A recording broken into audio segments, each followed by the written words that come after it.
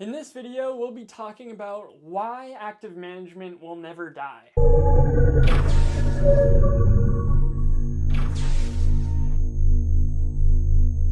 Okay, in the past 5 to 10 years, there's been a huge debate between active management and passive management. Active management is people picking stocks in order to beat the market. Passive management is just saying, I can't beat it, so I'm just going to index my life. Index stocks. Obviously, I'm very biased towards the active management side because I love this stuff. I love researching the stocks, getting into the income statement, the balance sheet, looking at management teams. I love this stuff. So I'm very biased, but here's why I think active management will never die. People will always want to do better than average. This is a mental model that I think holds up in all circumstances. Do you think everybody just wants to be average? I mean, I'm not to get political, but socialism, communism, those are just models that have not worked. People, especially capitalists, want to do better than average. Think about competition. People are always fighting as they see companies with huge profit margins coming in to disrupt those companies. People want to do better than average, and I think active management will not die because of this simple fact alone.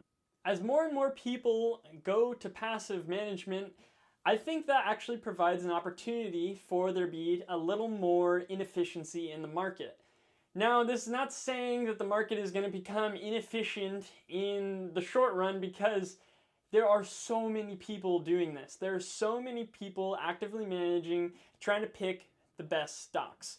This isn't to say it's easy. There's actually a lot of work, a lot of research, a lot of time that needs to go into good active management, but I don't think it's going to go away. But you may say, oh, 80% of people that actively manage money don't even beat the index.